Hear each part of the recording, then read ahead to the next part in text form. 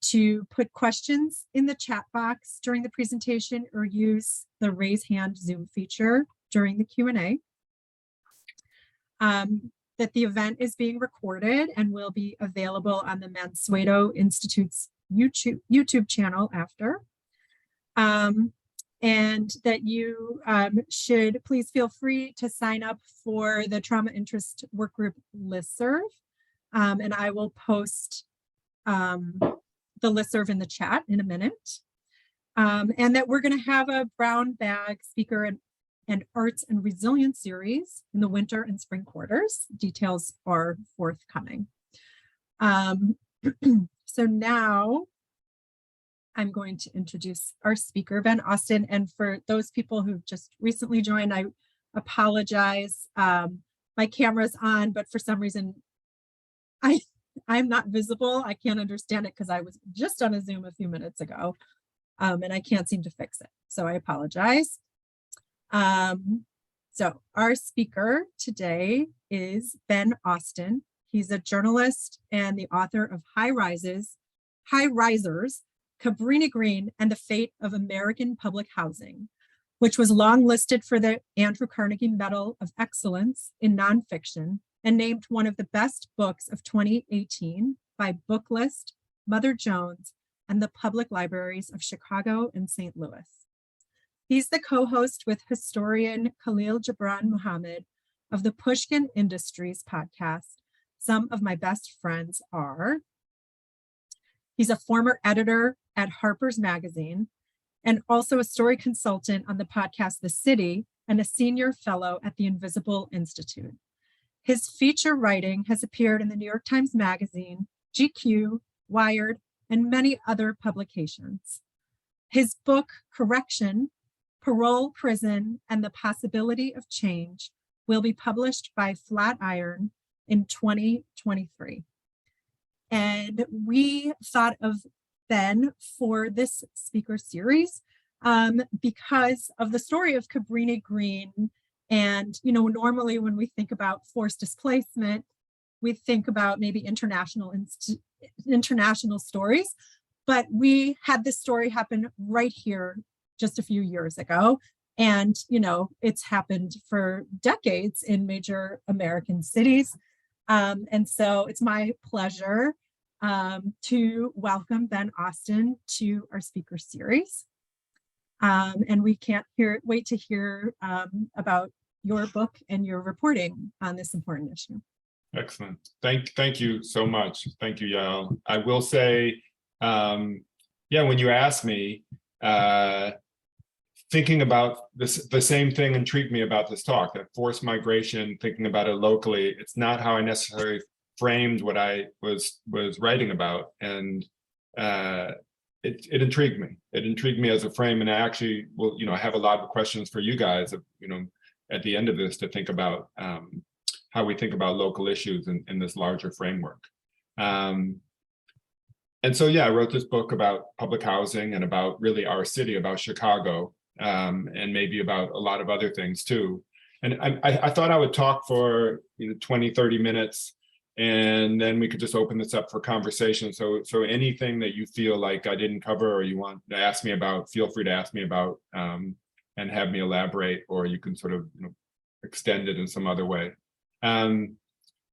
So probably the place to start is in 2000 in Chicago. We, the city, launched something that they call the Plan for Transformation, that's sort of like grandiose, make no small plans type name.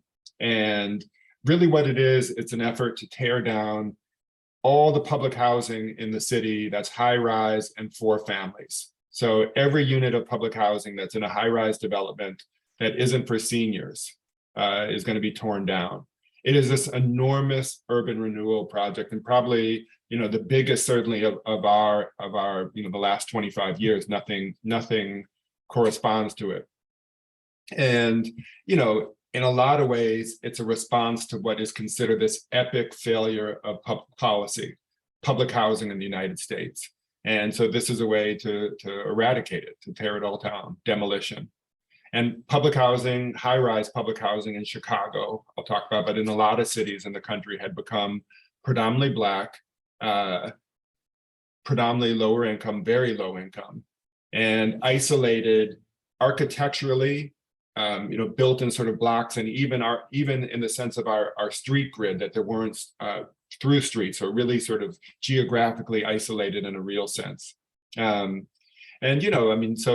some of you are new to the city and came after this happened, but if you're from Chicago before, pretty much outside of downtown, if you saw a cluster of high-rise developments, you're like, that's public housing. That was the sort of geography and architecture and landscape of our city. I'm very different from, say, New York. When a Chicagoan goes to New York, they're like, is that public housing? Is that public housing? I don't know. But here, like it was clear. And so, yeah, there's this idea that takes hold right around 2000 and sort of building through the late 80s into the 90s, that these pockets of concentrated poverty are bad for everybody, including the people who live there. And a lot of the thinking is actually built on the work of University of Chicago sociologist William Julius Wilson, who then goes on to Harvard. But his work really sort of influences a lot of this thinking that concentrated poverty is this social ill that we have to get rid of. And so, yes, tens of thousands of people live in public housing and they are displaced. There is this forced migration that happens. To tell this story, I'm actually going to go back for some context. And so I'm going to sort of loop around a little bit historically, and I hope it's clear. I got interested in this work in about 2010, when the last tower at Cabrini Green was being torn down. And it isn't only the last tower at Cabrini Green. At that point, 10 years into the plan for transformation, every other high-rise development for families had already been torn down. So it's the very last public housing tower for families in the entire city. And I'm a journalist, I'm a Chicagoan, and I asked the question which you guys are asking, in this series, and even asking me to do this, is like, what happened to all those people? They were forced to leave public housing. Where did they go? And in the sense of forced migration, like, how did they go? How were they forced to go? I also was motivated by other questions. Again, and since I'm a Chicagoan, and Cabrini Green had come to represent this idea as much as a reality. It was sort of this abstraction. How people think about poverty and Black poverty in some extreme sense. I could go into, in my book, I go into a million ways in which Cabrini Green was sort of like reified as an idea in pop culture, and sort of, even to today, in politics. I still have a Google alert for Cabrini Green on my computer, and it pops up all the time that people are using it still as a way, just a shorthand for like terrible housing, or for extreme poverty, or for failed public policy. So it still is kind of this abstraction. I was also fascinated by this idea of public housing as the social safety net, and that the last tower coming down shows almost the end of this policy experiment that begins with the New Deal in the 30s and kind of ends with Obama in the early 2010s. This idea that we used to, we at least embarked on this grand experiment to try to house the people who needed most. I can touch a little bit on why this public housing failed in its sense, and you could ask questions if you're interested to hear more, and also why people were forced to leave. But in terms of its failure, the first thing I'd say is it's not a monolithic failure. That's sort of the very easy and sort of outsider view of it. And a lot of my work is, as a journalist, I'm a narrative nonfiction writer. So it's talking to people, talking to residents, and telling their stories. And many of their stories are like, I wanted to stay. I didn't want to leave. My family was there, everyone I knew. There were local economies that developed, sort of underground economies, support networks. To be, say, impoverished there was a lot better, people felt, than being scattered across the city or wherever you would end up. And people were fearful, and rightfully so, that if they were moved out of public housing, wherever they went, it was going to be bad or worse. And the last 15, 20 years have not proved them wrong. The second thing I'll talk about public housing failure is that you can't understand it separate from, and even this talk, you can't understand about displacement and forced migration outside of all these other racist housing practices that exist in this city and in the country. And public housing is needed in the 30s, 40s, and 50s because Black people in particular are excluded from the private marketplace. They cannot get a livable apartment, a livable home. This is due to redlining, the practice of not giving loans in areas where, certain areas that are predominantly Black, to racial covenants, which exclude Black families from moving into certain areas, and also just the hyper segregation of our city. The forced migration, the story of public housing, is also part of the migration from the South, and literally hundreds of thousands of people moving to Chicago from the South. And even that metaphor of the Black Belt, which is where most people first moved into when they arrived, which is sort of extending from the South Loop further south, is not an apt metaphor because it really just keeps on expanding and expanding and expanding, and then jumping also to the West Side. But we have these pockets of Black population, and I think that the Black population of Chicago eventually is nearly 50% in the 1980s before dropping pretty precipitously since then. But public housing is seen as this solution to the people who need housing the most, and especially sort of provided by government, because the private market is not doing it. Like a lot of New Deal experiments, it's a kind of poison pill. It offers help and also sort of like builds into its system sort of inequity and sort of even racist inequity, certainly with public housing. In Chicago, the high-rise developments that are built in the 40s, the high-rise developments that are built in the 50s and 60s are all in existing Black neighborhoods. And it sort of, makes the hyper segregation sort of built in concrete and steel in the city. You can see these boundaries now. That was the work of sort of white communities refusing to have this housing in their neighborhoods, and white politicians following suit. Cabrini Green is this funny exception. I don't know if you guys know this, if you're new to the city, but it's built on the near north side of Chicago, River North, about 10 blocks from the Gold Coast, sort of, crammed in there between the north branch of the Chicago River and then going east, just above Chicago Avenue, and then there's Division Street. And this area was an urban slum, an industrial slum, and the first public housing was built, low-rise development there, not necessarily for Black people, but for European immigrants who were there. And so this sort of exception of high-rise development goes into a neighborhood that isn't predominantly Black because there's already public housing there. And some of Cabrini Green's infamy comes from this location, that actually it's a place where many white people and the media, the journalists, newspapers, it's right there. So it's sort of this idea that is present. I'll add to just this idea of the failure that at the same time that public housing is built, the country also offers the federally backed home loans, a mortgage, which is, you could imagine like poor people and poor minorities are getting public housing, and middle-class people are getting the probably like the biggest hookup our country has ever done. You only have to put 10% down for a home, and you can pay it back over 30 years, and it's guaranteed by the federal government. This is wealth creation, and so white flight is happening at the same time to the suburbs.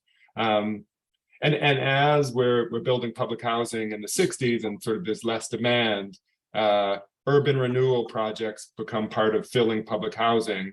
Areas that are raised for highways like the Dan Ryan, or for hospitals along the South Loop. People who are cleared from that area are moved into public housing. So it's actually there's a two-part forced migration story in public housing. People are forced into public housing in the latter part of its building. All right, so moving forward, thinking about policy in the city, there is talk for decades in Chicago about doing something about what's considered this problem, this problem of public housing. And I mean, if we even think about like today, and if you guys are in Chicago, we're constantly talking about like, what do we do about these problems? What do you do about gun violence? What do we do about these issues about safety? And for decades, almost all of those feelings and the sense of doing something were like focused on public housing. They, high crime areas, concentrated poverty, sort of all of the social ills were sort of contained in these areas. So there's this constant feeling that something must be done. And it's also owned by the city. This is public land, so something must be done. It's not dispersed over vast areas of, say, the South Side and West Side. And yeah, so there's this feeling constantly of talk, like, what are we going to do? The buildings are terribly mismanaged. They're underfunded. They're breaking down. There's also this wild, ratio of adults to children that's totally out of whack. And this is one of the problems that happens in public housing. Almost every community in the city and across the country has an average about 1 child to 2 adults, because there are a lot of families, a lot of households that don't have kids and so on. And in high-rise public housing in Chicago, it was the opposite. It was flipped. It was 2 children for every 1 adult. So they would, a place like Cabrini Green that had upwards of 18 to 20,000 people, like 12,000 of them are under the age of 18. It's a not very sustainable community in that sense. There's also a changing economy that's happening at the same time that public housing is being underfunded and mismanaged. A place like Cabrini Green was surrounded by industry and factories. And by the 1980s, they're all gone. I mean, I walk around while I was doing reporting for this book, there was one sort of old time factory left out of, an area that was just everything that you imagine, say, that's made in overseas in China was made in that area. It was an incredible industrial sector. So those jobs are gone. The population is shifting. And so in my work, at Cabrini Green, there are these crisis moments in its history where it's like the whole city is motivated to tear down public housing and do something. There's a shooting at Cabrini Green in 1970 of 2 police officers, and it's one of these crisis moments in the city. I'm actually writing about it in my new book as well, because it sort of leads to, it leads right up to the present, actually. There's another one in 1981 when our mayor at the time, Jane Byrne, she moves into Cabrini Green as kind of a political stunt to respond to a rash of shootings there. Some of you might remember it, have read about it. It was as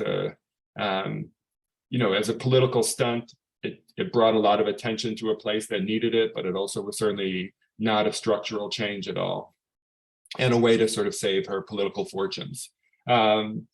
And for decades, the city is seeing these problems and also realizing that they can't tear down public housing. They just can't get rid of it. The Metropolitan Planning Council, who is intimately involved in city issues for over 100 years, and especially with housing issues, basically says that, listen, there are still 38,000 units of affordable housing. And if we get rid of them, there is no replacement. It's untenable. We can't afford to lose this housing. There's nowhere for people to go. It's also politically untenable. I mean, so with a larger Black population, you can't afford to sort of alienate this group. And the election of Harold Washington, the city's first Black mayor in 1983, almost more solidifies this idea that there's a block of Black voters that you need to win over. Things changed in the 1990s, and in a really interesting way. I mean, in a way for our country that I think we're still unpacking. I know we're still unpacking.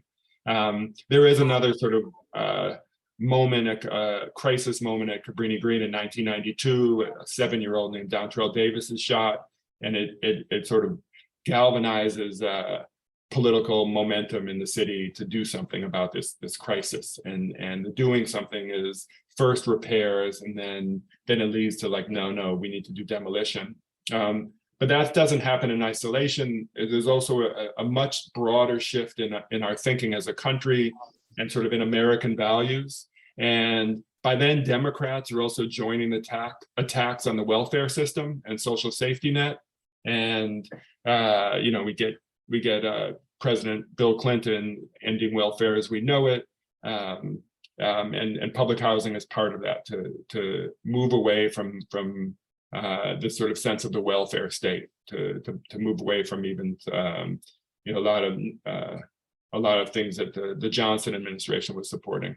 And there's a much greater embrace of privatization. And for us as Chicagoans, like every time you pay the parking meter and you know it's not going to the city, or if you ever drive on the Skyway and it's like $20 to go like 3 miles, this is sort of like the privatization that is embraced at this time and sort of moves on.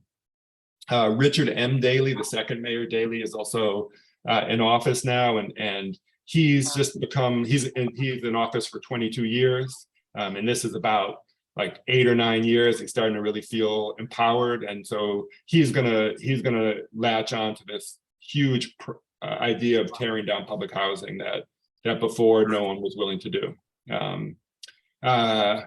So now I'm back to 2000 and the plan for transformation. So I just given that context, we're all the way back to 2000. And at this point, when the mayor at the time, Mayor Daley, and other city officials are thinking about, you know, embarking on this idea of tearing down all the public housing, the Chicago Housing Authority, the CHA, is in federal receivership. It was taken away from the city.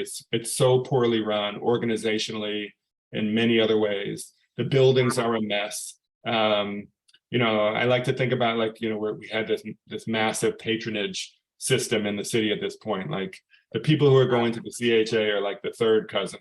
You know, they're not the good cousin who might go to the police or some other agency. It's really sort of a backwater in the city. And so we launch on this plan to tear down all the buildings, all the high-rise buildings, about 38,000 units. And the plan, as it's called, is that we'll rebuild some of those units. Eventually about 15,000 hard units and 10,000 more for seniors. And the way we're going to rebuild is through mixed income. There are going to be these mixed income developments that are about a third public housing, a third lower income, and a third market rate. And that's the answer to concentrated poverty. How do we not have concentrated poverty? We mix people together in these developments. This happens. All the buildings are torn down. And as Daley is launching this, his rationale, what he says is he's going to make these neighborhoods a normal part of the fabric of the city again. And it's true, they were like no-go zones for a lot of people who didn't live there. They were policed in a certain way of like as containment. They were not part of the street grid. They really were separate. This sort of towers in the park model where you would have a tower surrounded by a grassy area. Good intention, but it really sort of led to like isolation. And Daley says it's not just to rebuild these neighborhoods. This is a quote from him. He's going to rebuild their souls. He's going to rebuild the souls of public housing residents. That's what he proposes. I'll take one more digression. I'm sorry, as I'm moving in this narrative. I'm in about 2000 now when the plan for transformation is launched. And one of the things that becomes very apparent at this moment is that there's been forced migration going on of public housing residents for more than a decade, for decades, for 20 years. And in one sense, it's through something that is in a court case is revealed to be de facto demolition. At a West Side development called Henry Horner, which is right around where the United Center is, residents sue. And they say, listen, like half the units are empty. This is in 1991 and it's settled in 1995. Half the units are empty. The CHA, the city, refuses to rent them out again once they are, you know, tenant leaves. And the CHA just says, we can't fix them up. We don't have any vacancies. And this goes on across the city. Something is happening where the buildings are being allowed to deteriorate and being allowed to empty out. And so residents are already people who need public housing, the need is there. They're already being forced all over the city. So this is happening without sort of some large plan. And the other way that forced migration is already happening is that the public housing has been moved away from hard units of housing to vouchers, to what Section 8 vouchers they're called.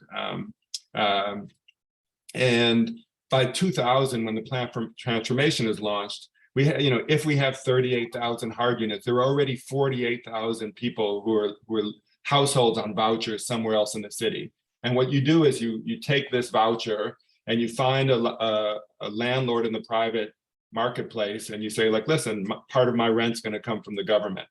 So that's already been happening. And so people have been moved out through this model of privatization. And the CHA already by this time is calling itself a facilitator of housing opportunities. It's not building housing, it's not managing housing, it's this idea, we're just facilitating this sort of like moving around. Okay, all right. So back to 2000, the plan for transformation is launched. People got to go.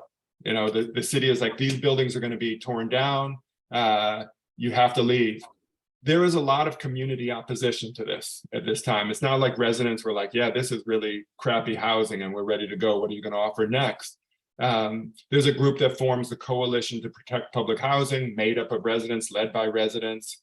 One of their mottos is redevelop, don't displace. If not here, where?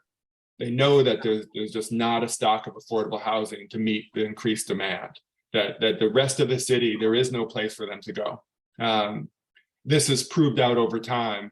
I think about 2010, after all the buildings are torn down, the CHA opens up applications for both public housing units and voucher units, and something like 250,000 households apply, which is an incredible number. In a city of less than 3 million, that's about, we probably have about 1 million households. So we're talking 1 in 4 or 1 in 5 households are applying for public housing in some form. The need is so immense. Plan for transformation is underway. People who are still living there, longtime residents, they get these notices. You got to leave. The demolition is going to happen. It's really difficult for residents to figure out what's going on. You have to go to meetings. There are these bus tours that happen that you can go look at other areas. You go to classes to get ready. What I was told in my reporting is about 1/3 of the existing residents were like, I'm ready to leave. I'm going to follow all these directions and I'm going to go. And so they could sort of, they were ready for this and followed all of the jumping through hoops and all sort of the bureaucratic stuff you had to do to find another resident. Everyone else, there were a lot of problems. One of the CHA CEOs, the head of the CHA, and it rotated so many times even while I was doing my reporting, said to me, once we opened up the buildings, we were surprised what we found.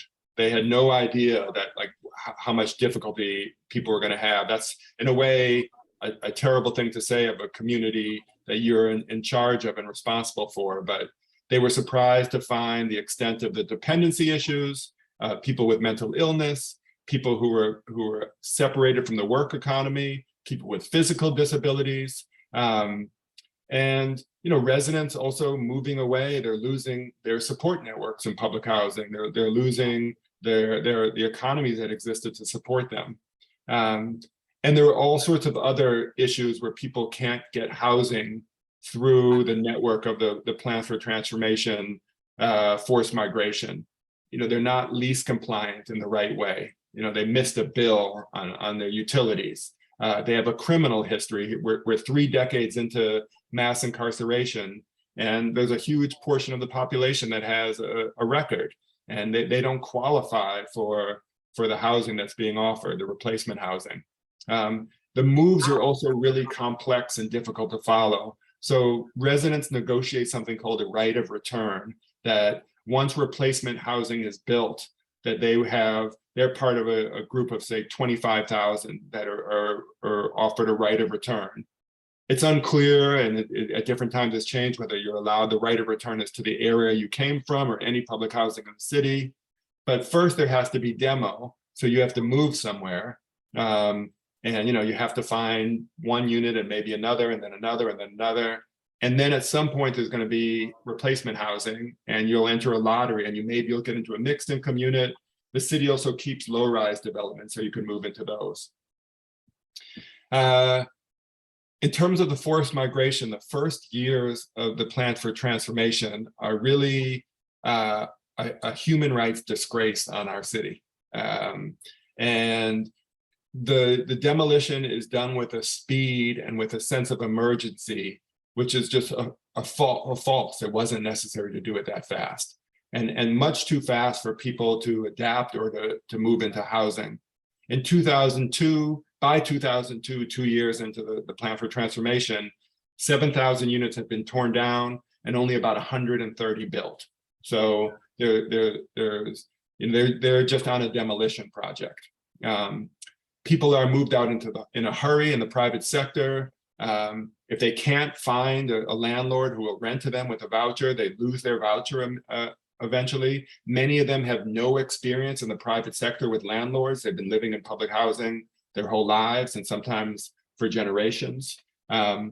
People just get lost in the sense of that the city, who was responsible for this large group of people who lived in public housing, they can't find them. There are ads that are put out in the newspaper and lists of like 3,600 names, just with a notice saying, hey, if you're one of these people, we can't find you, can you please get in touch with us?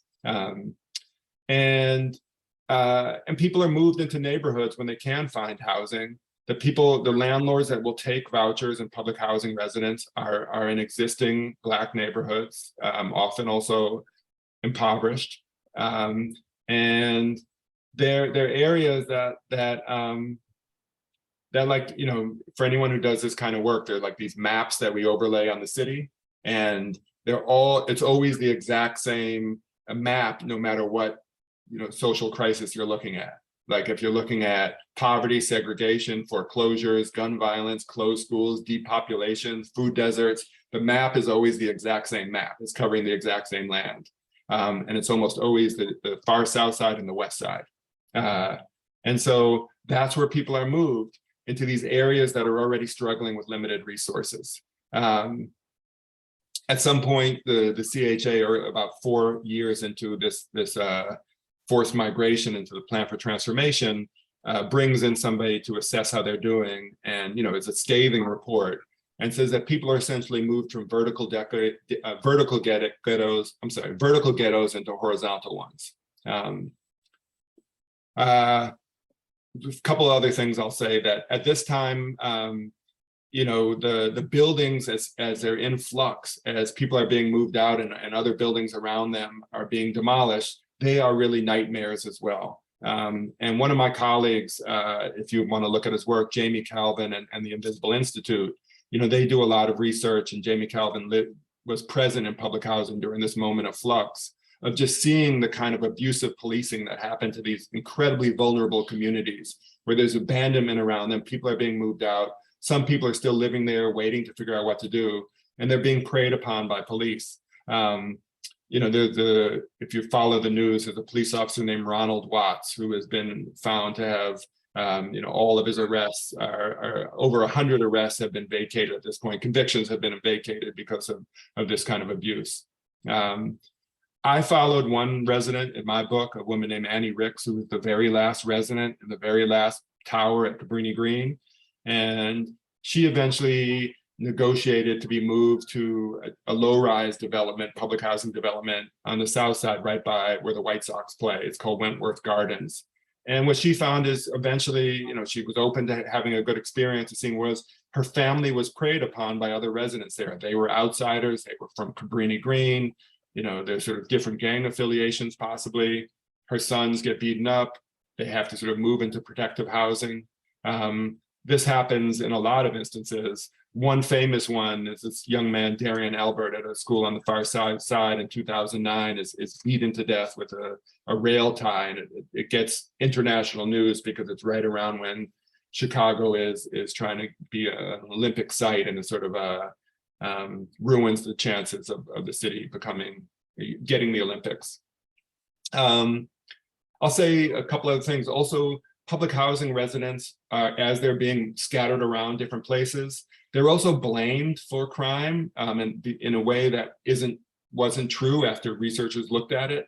And it goes to the extent to which public housing residents were vilified and sort of demonized, the idea that they must be spreading crime wherever they go. This happened in South Shore, where it has the highest concentration of vouchers, but there were reports and studies, some by journalists, some by academics, that blaming crime as far as Memphis, Tennessee, on people who left Chicago public housing. And you will hear this even to today, that the reason that the gun violence still exists in Chicago is because public housing was broken up. It's an incredibly absurd idea to think that 20 years later, that people who are if you were even 15 at the time, you're in your mid 30s or something, there's no connection. I think what people are really saying is, they're blaming Black poverty, and they're just sort of, again, public housing is kind of a shorthand for it. Last bit, I'll say that residents were, I'll say this, that because I think this is useful for our conversation about the plan for transformation. There were a lot of good people involved in thinking about this. I interviewed a bunch of them with great intentions, and not all of them, but many, that sort of who were planning what to do in a moment of crisis in the city. And so the housing in public housing was not, it had to be changed. It had to be made better. It was abusive to residents. It was, it was not working out. And talking to people that even knew that there was a disconnect between the supply of affordable housing in the city and the number of people that would be going into it, but feeling that breaking up concentrations of poverty was essential, that you had to actually help people to get out of these areas. And they often cited things like ACE scores, adverse childhood experiences, a way to say like the kind of trauma that's being inflicted on people. And so you have to give people better opportunities. Something had to be done, and studies by the Urban Institute and others have shown that some people have better experiences. They've had better experiences since moving, but certainly not all. And the last thing I'd say is, in my own research and findings, is that, the sense of bad public policy, something like the plan for transformation, when you're driven by a sense of fear and even sort of racism and classism, that even the good intentions, it opens up the way for the solutions to be just as bad, if not worse. And the lack of a sense of collective responsibility, which is part of this narrative of public housing, which I was tracking, the sense that we would build public housing and not have any sense of it, of this sense of our own responsibility for housing the least fortunate. That's also part of this story. But to be honest, I'm really interested to hear how you guys hear this in terms of your own work, and if you have questions. So I'll open it up to anybody. Ben, thank you so much. And just for people who've joined, my camera is on and not working, even though it worked 40 minutes ago. So I apologize that you're seeing a black screen. And I just want to say that, as you're talking and as I'm thinking about your book, I know that, you don't generally live in the world of trauma-informed mental health, trauma-informed care that, many of us live in, but good journalism is that as well. It's part of it. And, your book is mostly told through the residents' stories. And that's kind of how we approach our work too. What's your story? What happened to you? You're approaching this issue in that way. And so I don't know, I just wanted to point that out. Thanks. And I'll kick off, with the questions. As I mentioned at the beginning, there are so many parallels between international forced migration, displacement, and what happened here. Some of the residents talk about, they were living in a war zone, and, that comes with trauma and that comes, and and police had a lot to do with that, and the security guards and whatnot. It comes with trauma, and it also comes with resilience. And you alluded to this, how people helped each other and people watched out for each other, the community support. And so that dissolving the housing projects dissolved the communities. And in some ways, international refugees come and they have resettlement agencies, but what agencies were really helping with the resettlement of our residents here? So I don't know if you have continued to talk with these folks and heard about whether they, oh, and also just, it struck me when you said, there were lost people and people were putting up notices. Have you seen, do you know where this person is? It's like a war story. Yeah. So have have people been able to reconnect or reform some of what was taken away from them? Yeah, it's a great question. I will start by saying, that metaphor of the war zone is such a complicated one for our city, right? Like, it's also used as a way to we hear it all the time now by tough on crime rhetoric of the Chicago is this the city of carnage and so on. So it's double-edged. Like, there's the truism that you're saying, but it's also a way to dismiss these areas and to demonize them. And the sense of who cared for these people. I'll take this in three parts. That's the first part. The second one is, one thing I didn't mention is that the city had all these agencies in place to help people move. Initially, it would be like one person helping 20 families was ridiculous. And so when they brought in an assessor, they sort of they actually got more people to help. And then the third part of your question is like about community. So, the community that I'm most connected to is the one at Cabrini Green. There are Facebook groups, and this is every development has these, connections. There are these like old school picnics where everyone goes back there. There are these summer jazz festivals, which are attended by residents. So people are still feeling connected to the neighborhood. One of the interesting things, and I bet this is very true in the populations that you work with, or even international refugees, there's an elementary school at Cabrini Green, Jenner Elementary, and that families who were moved to the far, far west side and the far, far south side, they still brought their children to Jenner, even though it was a total hassle, because it was the place that was familiar, and it was a place that somehow they felt safer by knowing the surrounding people and so on. So they, for years, and a large portion of the student body were residents, families who were coming back daily from these distant places, and then putting their kids in other sorts of issues of having to bus back and so on. But that's fascinating. Thank you. I'll open it up. Does anyone else want to ask anything? Yeah. Ben, thanks for the talk. It's really interesting to hear this history, especially as someone who's only recently arrived in Chicago. And we're new friends, Sam. Yeah, we are. It was great seeing you the other weekend, and would love to hear if you've heard anything about what's going on over at Stateville, because I only we both teach at Stateville Prison, so we met there. Mm-hmm. Yeah, so I was going to ask, a number of people on this call are associated with the Chicago medicine. And, when you mentioned the fact that ACE scores were used as a justification for this sort of disinvestment and closure, I'm curious to hear a little bit more, if you came across in your research, about sort of what the intersection was between medicine, public health, public housing, and sort of the role of the medical public health world in either facilitating this transformation, pushing against the destruction, that sort of thing. I mean, this is where I would love to throw it back on everyone there, because, once there was this political bulldozing that happened, led by Mayor Daley, that all the opposition from different groups, even groups that might be like this, they sort of get on board, this is happening, how can we help it? So they're no longer saying this isn't going to work out and this is going to be, cause more problems. Everyone sort of gets on board politically.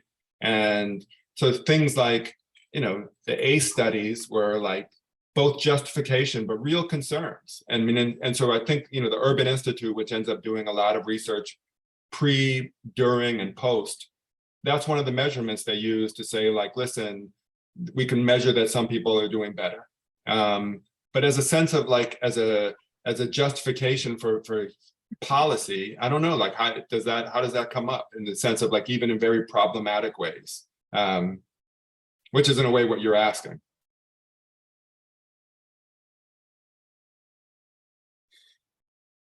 A question? Yeah. Thank you for the talk. I really like the narrative approach to telling the story. And I'm trying to place this in time because I've been in Chicago for since the early 90s. So I think during this part of this period, I was commuting from Wicker Park to Med School at Northwestern on the Division bus. And like much of my history and personal history in Chicago, I'm revisiting those memories and thinking twice about them. But it sounds like in that period of time, you were doing your, I guess, field work or getting to know people. Is that right? Can you place that in time? When was that? When you were talking to people? And... Yeah. So you would have seen as buildings are starting to be torn down as you're taking the bus on Division Street, you know, and then and a sense of abandonment. And also, I'm sure, like, you know, your sense of the city, like, this is not the place to get off the bus. I mean, that's sort of what we're told. Yeah. Like I said, I mean, I don't come to this until later, and then, you know, tell people stories, talk to people, spend time with them. I'm around the city, but I'm not doing field work, as you called it, or like, you know, until later. And, you know, partly the people that I decide to focus on the book span the history of the development. So a woman named Dolores Wilson, who actually moves in the 50s, another resident who was born there in the 50s and in the 60s, is a child there. Someone else who is coming of age in the 80s and 90s and just at this moment. And then Annie Ricks, who is the very last tenant. So I am telling this whole history, but I am reporting it starting in like the late 2000s. Gotcha. Yeah. Yeah. One thing I remember, I don't know if this is relevant, but in the bus ride, it would always catch my eye that there was an art studio that you could see from the bus. I think it was a sculpture studio, and it seemed to be based in one of the CHA buildings. You know, and being the pseudo hipster that I was wondering, what is that? You know, that looks really interesting. It seems out of place. I don't know if that's relevant, but that's something that comes to mind. Well, I mean, I'd say it's relevant that I think that I said before that one of the reasons that Cabrini Green became, you know, like the stand-in internationally for like this idea of poverty is that people like you crossed it in a way that you didn't going, you know, the State Street corridor on the south side, meaning you didn't come from Wicker Park to wherever. And so for the very same reason, it was sort of inundated with resources. All sorts of, you know, volunteers, all sorts of art projects, all sorts of mentoring programs. You know, the place that is sort of considered the very worst also has all these connections to the city because of that. It's the most visible in that sense. Thank you.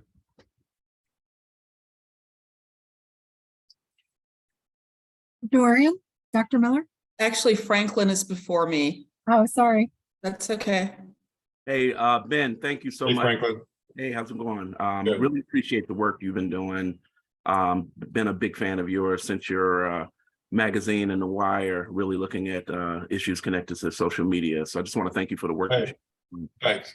You know, with that being said, some of the part is, I think, you know, Samuel actually brought up is really around the connection with policy. You know, the story you brought up about Jenner is a story really for people of color, primarily Black residents in the city of Chicago in general, that's connected to, you know, school closings and, you know, really many of the adults, the first adults that children interact with outside of their families are in schools. And so families do have relationships with schools. And so they will travel, you know, different areas. And the work that I'm doing in the violence recovery program, you know, housing is a driver around safety in general, you know, just thinking about what is the existing connections that people have, but also the risks that are there. The work that you've done highlights, in my opinion, the biggest structural root connected to why we're seeing violence, and it's connected not only to the story of the transformation that's happened, but really, the story of how the city has dealt with Black people from the very beginning, and then that goes all the way back to the 1919 race riots, looking at different housing policies. And then, what I think often gets overlooked is the role of housing contracts and how that's contributed to billion-dollar wealth gap between Black and white Chicagoans. And so just getting back off of Sam, my question is, are there grassroots organizations? I certainly the Facebook groups that are gathering to connect with each other's humanity, the culture, that is beautiful. Are there also activist groups that are really trying to address these deep-rooted housing policies that go back 100 years? Yeah. Franklin, thank you. And I mean, I said that thing about the maps, which is essentially what you're saying, like everyone, it's always the same overlay. And like those issues are all interconnected, and then sort of go back to the history. And in speaking fast and trying to cram everything into 35 minutes, I sort of like tried to give a little bit of that history, and you're adding more. That's essential. And you also made me think of the work of Tanika Lewis, who is doing work in Englewood right now about sale of contract homes, and sort of, we think of it mostly as a West Side problem that was also happening on the South Side. And she's showing this by putting this amazing art project. We have her interviewed on our podcast if you want to listen to an interview with her just about these issues. One of the people that I follow in the book, and I'm still connected with, is this guy, J.R. Fleming, who runs the anti-eviction campaign.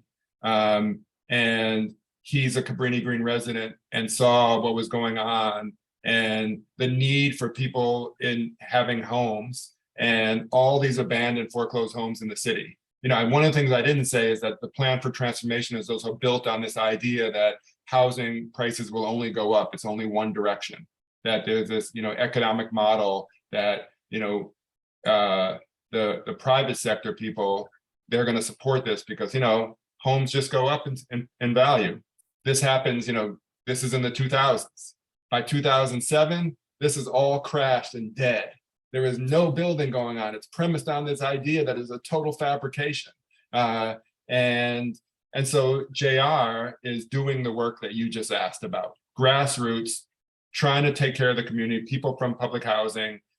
And then, and since then, and he's not alone in this, but I'm just bringing him up as an example of working with banks, a kind of reparations, that the banks who have displaced people, that they're responsible in these communities to do much more, and responsible to public housing residents, but to try to make this marriage between these people. He's doing the work that you just asked about.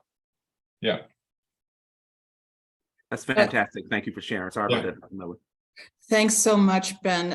Great talk. I just wanted to offer another historical note around the area where Cabrini Green is located. And you mentioned in your opening comments that it was much more of a mixed housing complex in terms of race and ethnicity when it opened. But there was actually a fairly large, significant African-American population that lived in the River North area, particularly around North Orleans Street.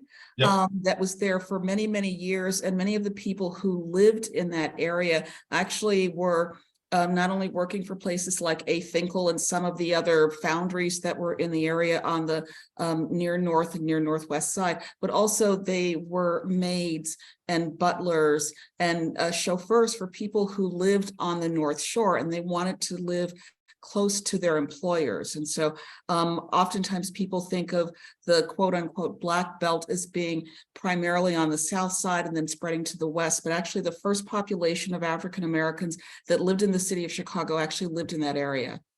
Yeah, and there's such an anomaly to have this pocket of Black population there that you're exactly right. And in my research, I see that it expands rapidly around World War I, when there are all these factories and suddenly there's these exclusionary rules about immigrants. And so they need factory workers, and they're like, they start hiring Black people. And this neighborhood, builds and builds and builds. And actually when the Cabrini Green row houses opened in 1944, they're integrated. and they're integrated in a way that's kind of messy. You know, we're going to keep this whole area here white and just like this corner black, so it's not integrated like this, but as a whole, because that's the population. That's who lives in that area. You're exactly right. Thank you for saying that. Jerry Butler, you know, I mean, with the Impressions, I mean, that they're part of that community. Ramsey Lewis as well. Ramsey Lewis, yeah, my neighbor in South Shore, you know, Yeah. growing up, yeah. I think we'll take one last question from Sonia and then we'll wrap Yeah. up. So thank you, Ben, for presenting. So glad that you accepted the invitation to be a part of the forced migration series for the Trauma Interest Work Group. I resonated with, and I'm glad that you highlighted that, that people who were displaced from public housing then moved to other areas were then the causes of violence in those areas. And the thing that's really of concern is that I hear Black people saying that narrative over and over again. And I really don't know what else to do about it, but it's just something I want to highlight. And thank you for saying that, because I don't think people know today that there's no relationship between the two. And then the other point I wanted to highlight was, you know, when I was a graduate student at DePaul, I remember going to Cabrini Green and doing home-based services. And I'm from New York. And I thought of Candyman for one, and I was like, I'm scared of, you know, like all these things started to come to me. But the thing that I do remember, because I remember providing services at Jenner as part of my doctoral program in clinical psych. You know, DePaul is a Jesuit school, so we have to serve the community as part of our commitment. And I remember, like, I think Sam had asked that question about the medical aspect, like what were some of the medical pieces? I don't know of that either, but what I do recall is that our program, we definitely had community advocates work with us and partner with us to deliver like community mental health services, as well as doing community psychology from a community psychology perspective. And there was, when the homes, when people were displaced at that time, there was a lot of resilience from families that I recall, but there was also just mental health concerns. So we worked with the schools to deal with behavioral concerns for kids, anxiety, depression related to, so I don't have any like hard cold data, but I just remember anecdotally of how there weren't enough mental health needs, like resources to address the displacement that kids were. And I remember being in the Marshfield Home Gardens, definitely around Jenner School, definitely at Cabrini. And then there was a couple other places nearby where families were displaced and had to possibly stay with other connections or networks that they might have known in these different pockets. But anyways, I just want to highlight that, that there seem to be increased mental health need. I love that you brought all that stuff up. I mean, I'll underscore again the sense of demonizing what public housing is, you know, in the Black community and poor communities everywhere, you know, that it is like, imagine this, some worst of the worst. You know, the idea that you would think of like a 17-year-old, you know, in a clique today fighting with someone else, you know, who wasn't even born when the last public housing tower was torn down. And that you're still like, we have to examine why people are saying that, like what's behind that, because it really is something else. And then I love that you share the sense of like the resources that were needed and the coordination that was needed to do something like moving these communities somewhere else. Like I say this in the book, but like, you know, it's almost impossible to imagine that kind of coordination, the kind of like a full-on investment that we would need of all the sorts of social services, mental health, everything. But if you're going to do this, you better do it. You better figure it out before you embark on it, because we embarked on it without having figured it out, and it hurt people. A lot of people, yeah. And the last thing I'd say is I remember interviewing, and it's connected to both things you said, people from the Coalition for the Homeless, and who had worked with public housing residents during the Plan for Transformation to try to fight it. And they were like, wow, it's a lot easier to advocate for the homeless than it is for public housing people. Meaning like the public can generate sympathy for somebody who's homeless and doesn't have a home, but for those people, and it was like, that was really telling for me. It's wrapped up in all the politics of today, even of who we think is worthy and you know, our aversion to all sorts of things and how we, but yeah, it was harder to motivate people to care, you know, not the like without anything, but like that next band when you have something, but you're still struggling. Yeah, just reminds me of days of slavery, just again, breaking up homes and without a care or thoughtfulness around it. So breaking up Yeah. families, I mean, sorry. Yeah, I mean, my next book is about criminal justice, and it emanates from a story of public housing, but it's not separate. It's the same story, as you're saying. It's the same story. Human. Yep. Who do we consider people? Who has value? How do we treat them? Are we willing to disappear people forever? It's the same, those kinds of things. So it's a continuity. Thank Well, you. Ben, thank you so much. Again, as Sonia said, for accepting our invitation. This has been such a rich discussion and we really appreciate it. Thanks for asking me. Yeah, really a pleasure to do. Bye. Thank you, Take Ben. care, everybody. Take care. Bye, everyone. Bye, Bye, everyone. everybody. Thank you. Too bad.